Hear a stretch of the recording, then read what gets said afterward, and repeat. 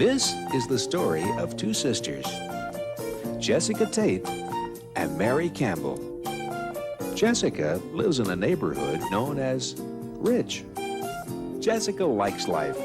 The only thing about life she would change, if she could, is that she would set it all to music. The Tates have more secrets than they do money. We're approaching Mary Campbell's house. Mary, too, likes life. Unfortunately, life doesn't seem to be too crazy about her. As you can see, the Campbells don't have nearly as much money as the Tates. They do, however, have as many secrets.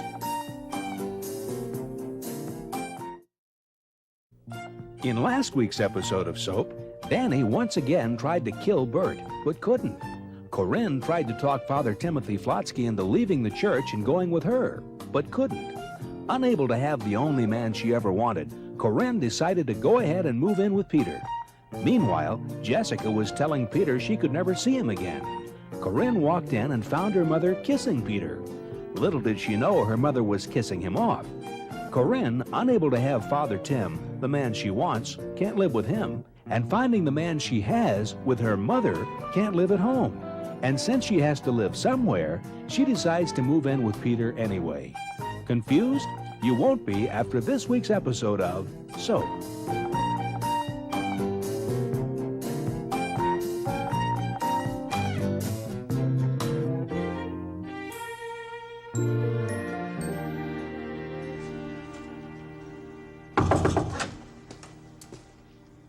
All right, Billy, enough is enough. 2 days locked up in your room because Molly broke up with you is plenty. But I can't go back.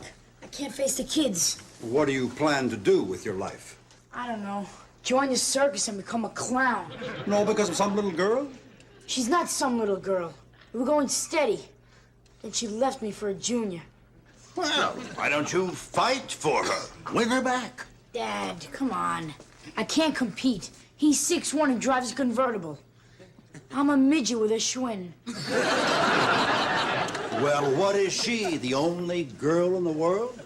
Billy, do you know how many girls there are out there? They're all over the place. Thousands, millions of them. Beautiful, wonderful, glorious, voluptuous. Lots of girls. Yeah, but I want Molly. That's only because you can't have Molly. Billy, let me tell you a story. During the war, this guy, Herbie, and I became friends. Well, Herbie fell in love with a wonderful Italian girl, Carla. Thinking of Carla was what got him through the war. Well, Carla died, and Herbie nearly fell apart. He stayed in, drank. I've never seen anyone so miserable. And then one day, Herbie came to me and he said, "Chet, life must go on." And Herbie went on. A few years later, he fell in love with another woman, married her, and they went to Jamaica on their honeymoon, and she ran off with a steel band. But Herbie went on. He married again, and this time at the wedding reception, his bride left him for the caterer. But still, Herbie went on. His next wife ran off with his partner who ran off with his business. But still, Herbie went on. Because you see, Billy, he knew that there's a whole world out there. He knew that somewhere, around some corner, he would find happiness. Wow. I feel like a jerk. I mean, look at Herbie, a lifetime of disasters. I had a week with a 13-year-old shrimp who lisps. And I'm gonna throw my life away? Thanks, Dad. Good boy. I'll see you at breakfast. Hey, Dad, where's Herbie now? Oh, he's in a mental institution. What? Yes, he just sits in the corner, talks in numbers, and makes lovely baskets. But I thought he always goes on. Oh, Billy, please, there's just so much going on that a man can do.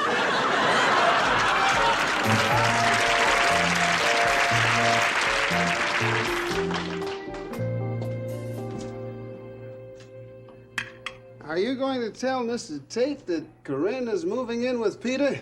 Because if you are, that's 2 places I won't have to set no more. No, Benson, only 1 place.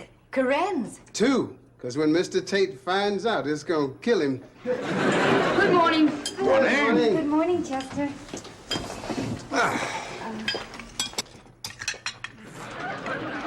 Benson!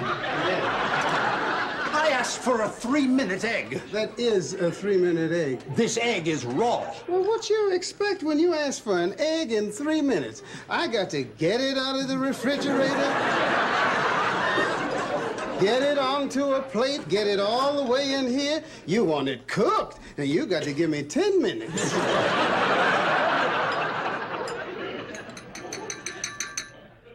I have an announcement to make. Corinne is not here. I think that we can see that, Jessica. Well, yes, of course you can, Chester, because her seat is empty. Where is she?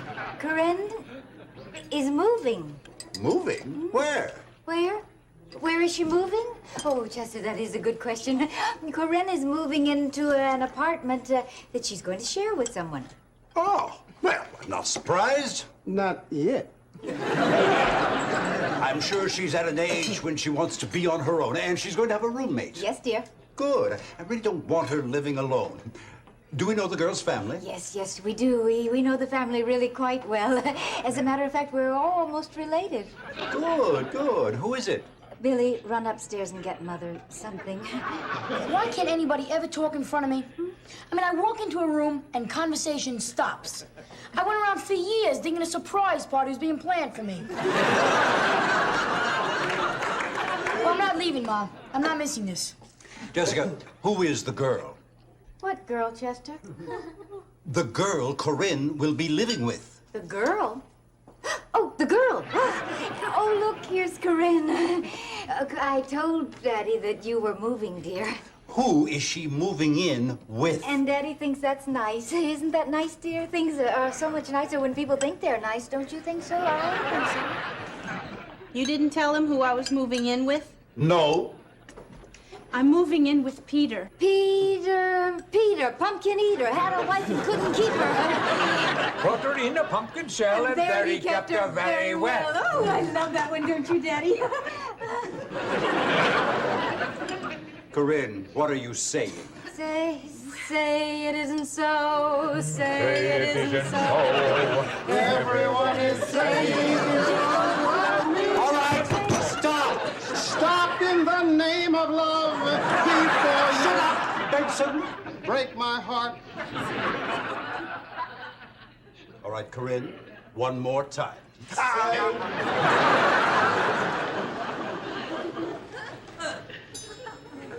I said I'm moving in with Peter.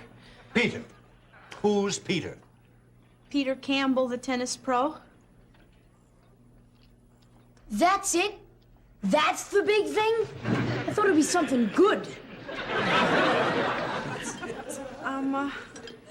I'm sorry, Daddy. Goodbye. Goodbye, Major. All right. Goodbye, Benson. Corinne, if you need anything, you call me, okay? But don't bring your laundry around here, because I ain't gonna do it. That's it? You're just going to sit there while our daughter throws her life away? But Chester, I don't know what else to do. Get her back. How? Well, you'd better think of something, Jessica, because my blood pressure's already redlined it. All I have to do is stand up, and I will have a cerebral hemorrhage on the spot. Simon says, stand up.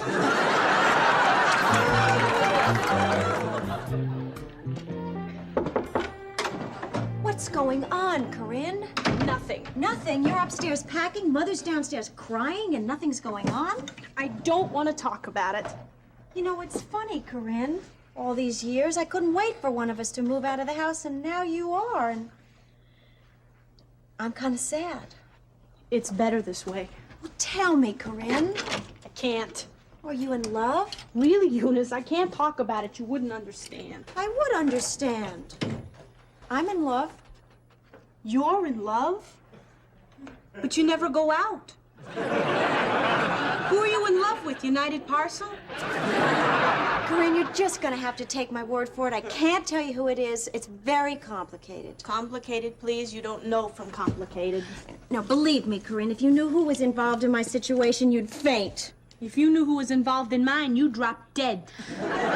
All right, Corinne, all right.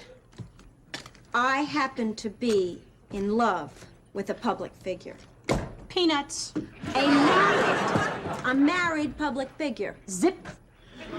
All right, Corinne. I'm in love with Congressman Walter McCallum. Top that. I could.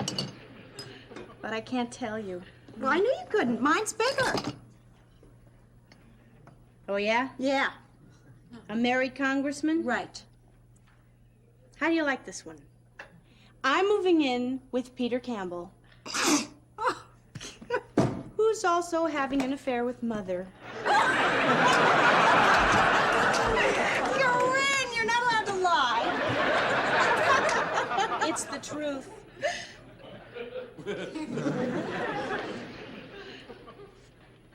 Mother? Our mother. The mother downstairs? Jessica? The redhead? That's the one. You win. I can't believe it. I mean, it took me 20 years to believe she did it with Daddy. Oh, isn't this nice? Oh, I just love this. All the Tate women are gathered here together. Well, you two probably have a lot to talk about. Yes. No. You two probably have a lot not to talk about, in which case I'll still leave.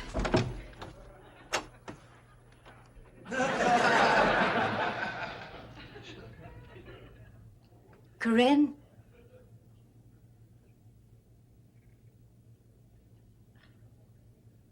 You know, Corinne, in life, people make mistakes.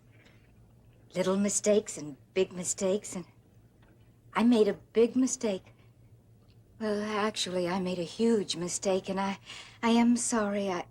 You have no idea how terribly sorry I am. But you see, I thought if I told you what a mistake I had made and how sorry I was, that it would make everything all right.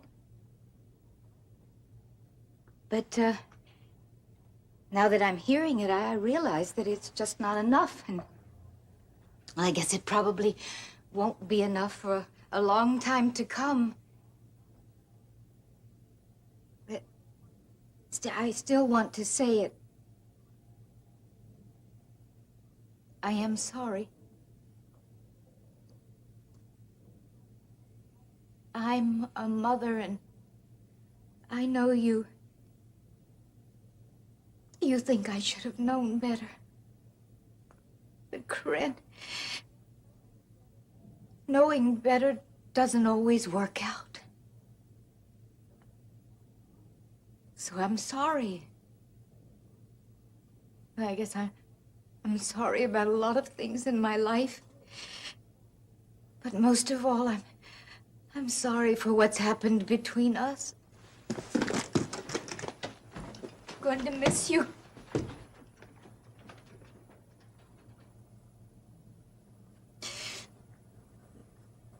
Goodbye, Corinne.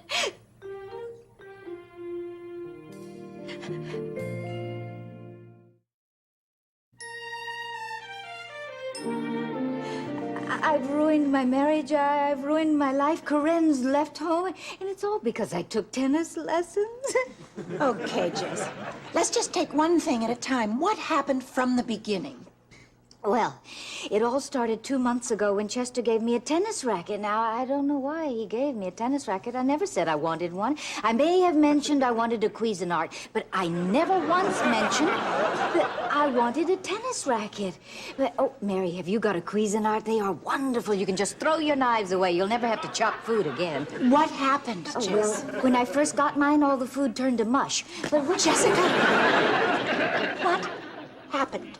Oh, well, Chester gave me this tennis racket, and I didn't want to appear ungrateful, Mary, so I had to take tennis lessons. And because I took tennis lessons, I met Peter, and because I met Peter, I slept with him. Because I slept with him, now Chester's probably going to find out, and when Chester finds out, my entire life is going to be ruined, and it's all because Chester gave me a tennis racket. This is actually Chester's fault. Mary, have I got news? I just got this cable at work. My son Chuck is coming here from Hawaii. Bert, this is signed Chuck and Bob. Who's Bob? It's nobody. Well, he's obviously somebody, Bert, because he's coming and he doesn't eat meat. Who doesn't eat meat? Bob. Who's Bob? I don't know. Somebody who's coming with Chuck. Who's Chuck? Bert's son. Who's Bob? I don't even know who Chuck is. Who's Bob? It's a dummy. Bert, I didn't ask you for his IQ. I asked you who he was. A dummy? Well, your son Peter's no genius either. Where's Peter? He's a dummy. But he's sweet, Bert. No, Bob. Bob's a dummy. You know, a little wooden doll. A wooden doll. Let me get this straight. Your son Chuck is coming here from Hawaii with Bob, his little wooden doll. Right. And you thought I had problems? Come on. I got him Bob when he was a little kid. Bob. Bob, yeah. Well, yeah, see, we don't refer to him as a dummy because it kind of upsets Chuck. Not to mention driving Bob completely crazy. No, now, he's had Bob all his life. He took him everywhere. Took him to school, to camp, into the army. He took a doll into the army?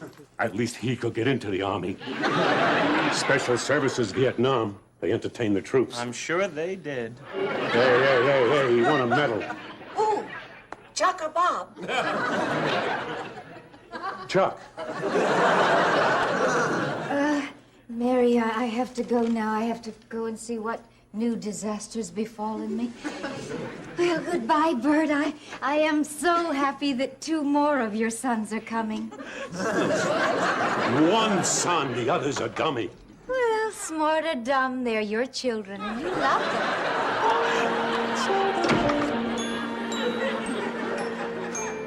Te gloriosos apostolorum Jones, te prophetarum laudabilis numerus, te martyrum candidatus laudae exercitus. Tim? Te deum laudamus, te dominum confitemur, te eternim patrimonis te revenunt. I had to come, Tim. I had to see you one last time. I moved in with that man I told you about. Sanctus, Dominus Deus Sabaoth, plenissum celi. But I had to see you once more and tell you how I feel. I love you, Tim. I know it's crazy to want you. I mean, people would say, why him? Why Tim? He's not that terrific looking. Te deum laudamus, te confitor Dominus. I mean, you're cute, Tim, but face it, you're no Al Pacino. And who knows what your body is like under that outfit. Look at you, you go around wearing a little black dress. And I still want you. Tim, please, I'll leave him. Come with me. I know you want to. If you left, God would understand. He's seen a lot. He's millions of years old. What do you think there is that he hasn't seen? No, huh? Tim, could you stop praying for just a minute? It's making me kind of crazy. Okay, fine. Doesn't matter. You won't drown me out. You're going to hear this before I leave forever. I will stay with this man, Tim, but I will always think of you. When he takes me in his arms, I'll pretend it's you. And when he whispers my name, I'll pretend it's you. And when I'm with him, I'll pretend it's you. Sanctus tuus in gloria numerali. Salvum populum tuum Domini e benedicere All the praying in the world will not stop me from loving you. Per singulos Deus benedissimus te alamus nomen tuum in seculum et in seculum seculi. Dignare Domini Deisto sine peccato nos custodiri. Miserare nostri Domini, miserare nostri. Fiam misericordia tua Domini super nos. Quema momentum speravimus in te Domini speravi non confundare in eternum. Te Deum laudamus, te Dominum confitemur, te Tim, take it easy. God is not deaf. Figlioli Sangelo, te vicelli, d'universi. Godfather. Over here, Daddy. Over here. Godfather? Here I am, Daddy. Daddy, I'm in the middle of a catastrophe. This is my only healthy tomato plant. Look, vieni qua. You know what this is, eh? Tomato bugs. These bugs live for only one thing in life, destroying tomato plants. Nice work, eh? Now, what I want to know is this. In the middle of the largest city in the world where there is no agriculture to speak of, on the roof of a 20-story building, how do you know there's tomatoes here? I don't know. Hey, maybe there was a couple of bugs on a farm somewhere in the Midwest, and one bug said to the other bug, hey, let's go see what it's doing in Manhattan, huh? That's not funny, Daddy. These tomatoes are dying. These tomato plants are dying, and I can't save them. Well, Daddy, I've been reading the obituaries the last few days, and I look, and I look, and I look, and never do I see the name of Bert Campbell. And I ask myself, hey, where do I see this name? Well, it's because he's not dead yet. Well, that certainly clears up the mystery, eh? I was thinking that probably was it. Yeah, that was it. So what are you waiting for, Daddy? Eh? You should die of old age. Godfather, I just don't know how to do it. Well, you don't have to be an engineer, Danny. You take the gun, you point it, you pull the trigger. Would be nice if he was in the room. So, Danny, you be a nicer boy, huh? You go home and kill Bert. Godfather, I just can't do it. Oof, Look, I know you said in order for me to leave, I had to do you a favor. Yeah. Okay, couldn't you give me something else to do? Ma, what did you have in mind, Danny? Huh? You want to clean out my garage? You want to Simonize the limousine? Hey, a deal is a deal, Danny, no? Besides, it's out of my hands now. Oh, I'm sorry. Mr. Lefkowitz wants it done. Well, couldn't I talk to Mr. Lefkowitz? No, please, Danny. Hey, Lefkowitz talks to nobody. Mr. Lefkowitz doesn't even talk to Mrs. Lefkowitz. First of all, you can't pry him away from his cockamamie stamp collection. Godfather, I can't do it. I just can't do it. All right, Daddy. You listen to me now, eh? Come over here. This is your last chance. You take this key. This is the key to a remote cabin in the woods, where in the next 2 days, you will kill Bert. You invite him to go fishing with you. Fishing? Well, if you tell him the real reason, I don't think he's going to want to go, eh? All right. In the cabin, there's a fireplace. In the chimney of the fireplace, there's a gun. The body, you just leave it there, and we take care of it. Danny, you're such a handsome boy. Nice looking, you know. I don't want to see your body in Brooklyn and your face in the Bronx. That would upset me. Godfather, I just can't do it.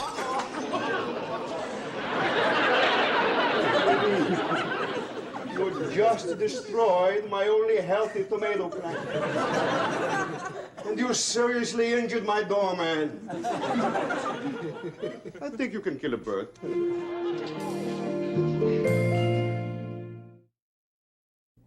Will Corinne find happiness with Peter?